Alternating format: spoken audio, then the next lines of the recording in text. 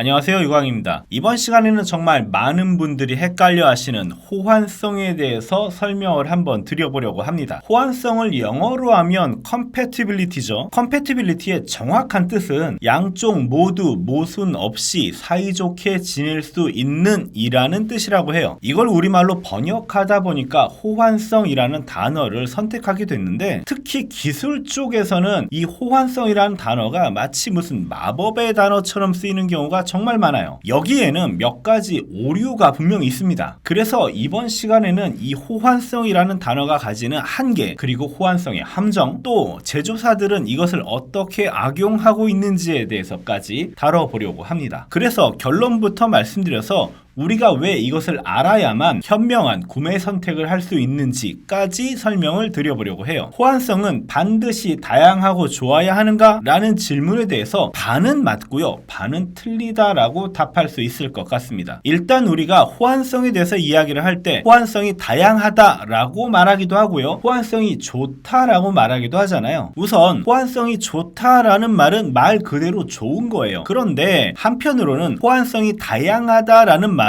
호환성이 좋다라는 말과 같은 뜻으로 사용하기도 합니다. 하지만 제가 내린 결론은 호환성이 다양하다라는 것은 결코 좋지 않을 수도 있다라는 얘기예요. 호환성이라는 말은 기술 발전의 과정에서 피치 못하게 나올 수밖에 없는 단어입니다. 우리가 카메라를 예를 들어봐도 디지털 방식인 DSLR과 SLR, 그러니까 필름 방식의 카메라는 서로 렌즈가 호환이 돼요. 호환성이 있는 거죠. 그런데 DSLR 렌즈들은 더 많은 일들을 할 수가 있습니다. 뭐 오토포커싱을 한다든지 스테빌라이징이 들어간다든지 이런 식으로 말이죠. 그렇다고 해서 DSLR 렌즈를 SLR 카메라에다 꼽으면 그 기능을 다 쓸 수는 없어요. 반대로 SLR에서 사용하던 렌즈를 DSLR에 꼽으면 그 기능을 다 쓸 수는 있죠. 이런 식으로 구형 제품을 신형에서는 인식할 수 있지만 신형 제품을 구형에서는 인식할 수 없는 것, 이걸 바꿔서 우리는 하위 호환성은 있다, 상위 호환성은 없다, 이런 식으로 표현하기도 합니다. 자, 이제부터는 계속 하위 호환성에 대한 이야기를 할 거예요. 그러니까 새로운 제품이 나와도 이전에 쓰던 것을 그대로 쓸 수 있는 하위 호환성이 바로 호환성의 핵심이라고 할 수 있습니다. 그래서 DSLR 카메라가 나와도 구형의 SLR 렌즈를 사용할 수가 있는 거죠. 이 하위 호환성이라는 것은 새로운 기술을 거부감 없이 다가설 수 있도록 해주기 때문에 세일즈나 마케팅적인 측면에서는 굉장히 도움이 됩니다. 그런데 실용성과 기술적인 면을 살펴보면 이게 말이 안 되는 경우가 종종 있어요. DSLR이 지금은 미러리스로 바뀌면서 미러리스 카메라가 대세가 되고 있죠. 그러면 미러리스 카메라는 기존에 있었던 DSLR이나 SLR과 비교해서 호환성이 존재하지가 않습니다. 렌즈 호환이 서로 안 되는 거예요. 그러면 미러리스는 호환성이 떨어진다라고 할 수도 있겠죠. 그래서 미러리스 카메라가 호환성이 떨어졌으니까 미러리스는 안 좋은 기술입니까? 무조건 그렇다라고 이야기할 수는 없는 거예요. 여기에 바로 호환성의 함정이 숨어 있습니다. 최초의 TV는 여러분들이 다 아시는 것처럼 흑백 TV였어요. 그러다가 1970년대에 컬러 TV 기술이 개발됩니다. 자, 흑백 TV는 루미넌스 신호만 다루면 되는데 컬러 TV는 RGB에 색상 정보가 들어가죠. 그래서 컬러 TV를 RGB로 만들면 아무 문제가 없었을 거예요. 하지만 흑백 TV와의 호환성에 문제가 생깁니다. 그것 때문에 어쩔 수 없이 컬러 TV가 RGB가 아닌 YUV를 색 공간으로 사용하게 됐습니다. 여기서 많은 비극이 시작됐죠. 지금에 와서 수많은 컬러리스트들이 하는 후회가 이거예요. 그때 RGB를 고집했어야 했다, 이거죠. 그래서 그냥 흑백 TV 과감히 포기하고 이제부터 TV 보려면 컬러 TV로 다시 사세요, 이걸 했었어야 했다는 겁니다. 그런데 기업의 입장에서 보자면 고가의 컬러 TV 시장에만 올인하고 기존의 흑백 TV를 지원하지 않는다라는 것은 굉장히 큰 리스크가 될 수 있는 거예요. 그렇게까지 큰 도박은 할 수가 없었던 겁니다. 그래서 지금까지도 RGB, YUV 변환 전쟁을 치르고 있는 거고요. 여기에 대해서도 할 말이 참 많은데 다음 기회로 한번 미루도록 하죠. 그리고 이 호환성 문제는 아날로그 비디오가 디지털로 전환될 때도 똑같이 발생했습니다. 그래서 일부에서는 아날로그 아날로그하고 디지털을 동시에 지원해야 된다, 이런 말도 안 되는 이야기가 나오기도 했었어요. 이 호환성에 대한 부분은 테이프 기반에서 테이프 리스로 이전할 때나 NLE 포맷이 프로레스로 통일될 때, 그리고 3G SDI를 선택할 때나 12G SDI로 갈 때 IP 비디오 기반으로 이전하고 있는 지금도 매번 똑같이 반복되고 있는 문제입니다. 그래서 좀 답답한 마음에서 이번 강좌를 준비하게 됐어요.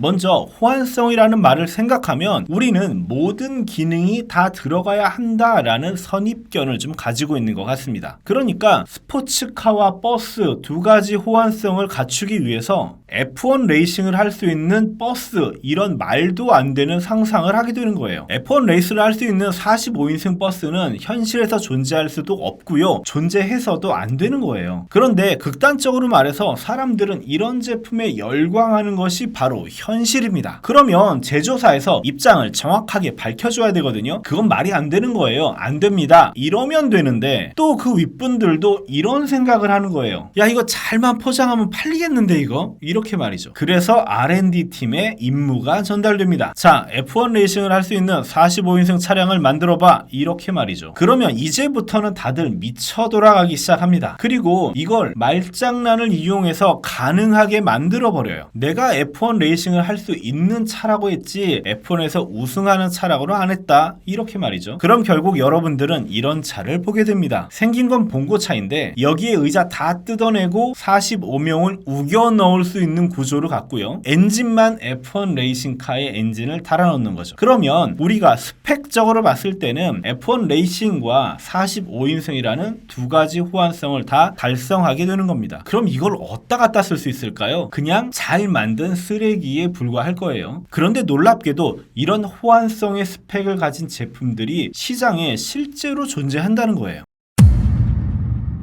그래서 4K 카메라인데 5분 이상 녹화를 못한다거나 8K 레코더인데 실제로는 4K에서도 에러가 나는 그런 제품들이 나오게 되는 거죠. 실제로 저는 4K 인코더인데 HD에서도 에러가 많이 나는 그런 제품도 봤었고요. 다양한 몇십 개의 코덱을 읽을 수는 있지만 출력은 못하는 그런 프로그램도 봤습니다. 왜 이런 일들이 자꾸만 반복되냐면 앞에서 말씀드린 것처럼 F1 레이싱과 45인승을 합치려고 하는 말도 안 되는 노력 때문에 이런 일들이 일어나게 되는 거예요. 결론적으로 말씀드려서 제품의 성능, 완성도는 다양한 호환성하고는 전혀 관계가 없습니다. 아이폰이 갤럭시하고 호환 안 된다고 해서 아이폰 성능이 떨어지는 건가요? 그렇지 않죠. 미러리스 카메라와 DSLR이 서로 렌즈 호환이 안 되니까 미러리스가 쓰레기입니까? 그렇게 말할 수는 없다는 거예요. 오히려 안정성을 중시하는 제품들은 호환성을 과감히 포기하는 경우가 많습니다. 왜 아직도 방송국에서 아비드라는 프로그램을 이용해서 NLE 편집을 많이 합니까? 사실 아비드는 호환성이 무지하게 떨어지는 걸로 유명한 프로그램이에요. 최신 코덱들을 가지고 와서 편집하는 건 불가능하고요. 조금이라도 흐트러진 소스가 있으면 다 다시 정렬하고 다 변환을 해야지만 아비드 타임라인에 올릴 수가 있습니다. 마찬가지로 애플의 맥 컴퓨터 시리즈나 에디우스, 트라이캐스터, 넷플릭스, 아리, 돌비 이렇게 시장을 선도하고 있는 많은 브랜드의 제품들은 사실 호환성이 그리 좋지 않아요. 그러니까 다양한 호환성을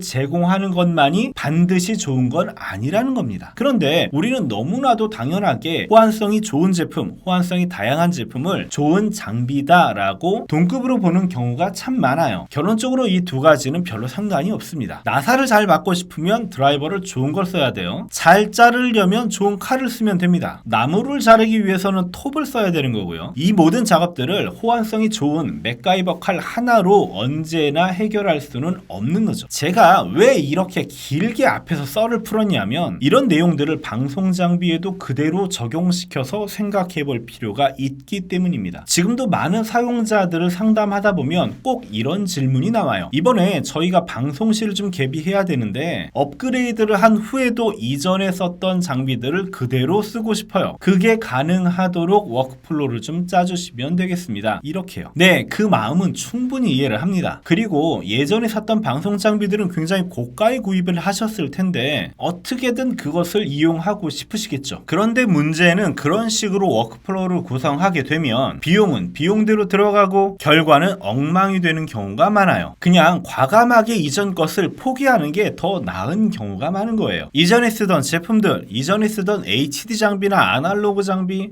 전에 쓰던 모니터, 카메라, 컨트롤러, PC, NLE 이런 것들을 새로운 워크플로우에도 그대로 쓰면 언뜻 보기에는 비용을 절약할 수 있는 것처럼 보이잖아요. 그런데 실제로는 그렇지가 않다는 거죠. 구형 장비와 신형 장비를 서로 호환성 있게 하기 위해서는 많은 수의 컨버터를 사용해야 되는 경우가 많아요. 그런데 문제는 제대로 된 컨버터 3-4개를 달아놓으면 그냥 새 장비 하나 사는 게 더 싼 경우도 있다는 겁니다. 그렇다고 해서 너무 싸구려 컨버터를 사용을 하면 어떤 때는 화면이 나오다가 어떤 때는 화면이 안 나오는 이런 황당한 경험도 하시게 될 거예요. 이게 얼마나 웃긴 일이냐면 새로 전기차를 샀는데 예전에 쓰던 휘발유차하고 호환성을 갖게 하기 위해서 전기차 뒤에다 휘발유 발전기를 매달아 다니는 꼴이에요. 물론 상황에 따라서 달라지기는 하겠지만 기왕에 시스템을 업그레이드 한다라고 생각을 하시면 과감하게 모든 장비를 한 번에 바꾸는 것이 오히려 더 현명한 방법일 수도 있습니다. 그러면 이제 여기서